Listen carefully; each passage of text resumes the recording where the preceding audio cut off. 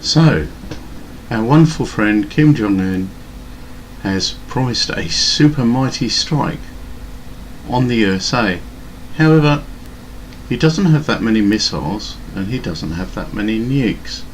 So what on earth are his plans? Well, the answer is the US is actually quite vulnerable, and I believe that with 2 nukes suitably positioned, he could destroy the entire US.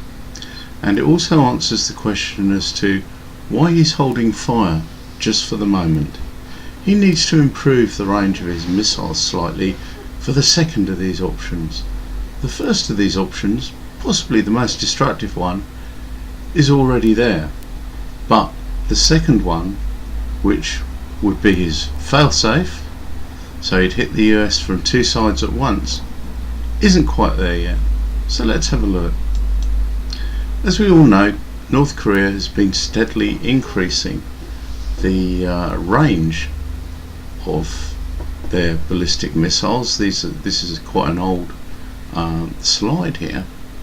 Now, this was from when he could only reach Alaska, but now he can reach an awful lot further.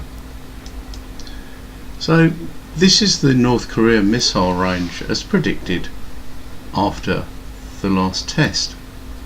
And as you can see, because of the way the world is structured, and obviously he can fly missiles over the pole, it's not a circle on the map centered on North Korea as a lot of TV shows and internet sites have predicted. And so you have this wavy line, which is the extent of his reach, which is quite scary really, because it includes a lot of the US and it includes the UK, where I live, and but he's still not firing. Why is that? Well, he needs to improve his missile slightly. I mean, it was about 3,500 miles that he had previously when he could just about reach Alaska, and in a few weeks he's improved that to 5,600. He needs to improve it to around 6,000, and the reason for that is the second of the 2 strikes. So where's the first of the 2 strikes? Well, he can certainly reach this area of the US. So I'm predicting the first of his 2 strikes would be planned to be Yellowstone, because a major Yellowstone eruption, and Yellowstone is weak at the moment because of all the earthquake swarms, would destroy much of the US. And just how much of the US? Well, here's your kill zone. Everyone in that area would be dead if Yellowstone erupted, and that's without the addition of nuclear fallout.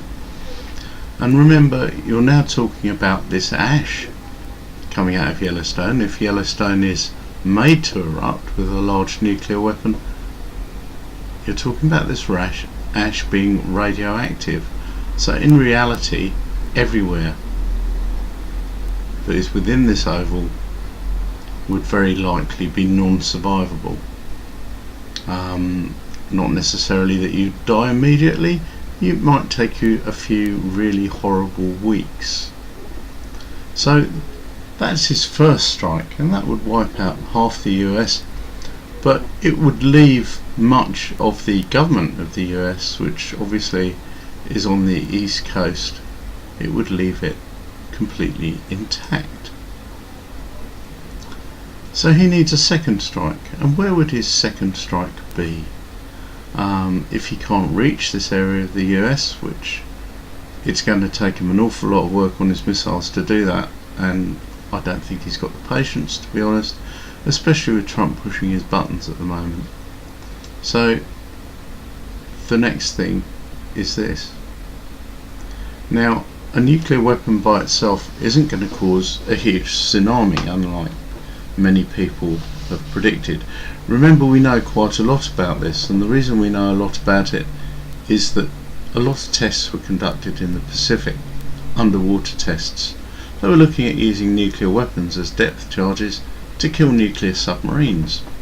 And we know that you're only going to get a wave of something like a metre or maybe 2 metres from a nuclear blast, unless it's something like Tsar Bomber, which he doesn't have.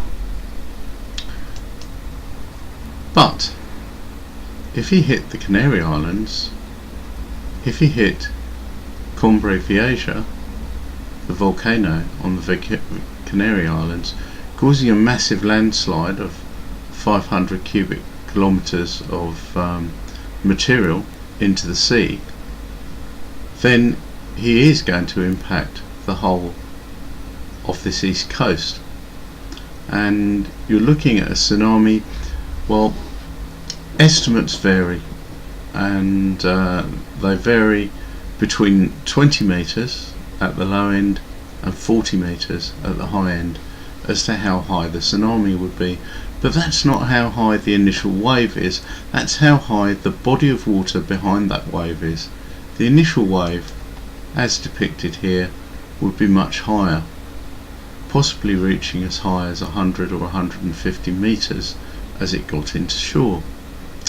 So that is not a very good scenario at all, and so I kind of believe that this is what our friendly North Korean dictator is intending when he talks about a super mighty strike, and the US is quite vulnerable. So let's hope Mr. Trump and his cohorts do something about this really quickly. Anyway, I hope you've enjoyed this video. If you have, please like, share and subscribe, and I'll see you hopefully soon. Thank you.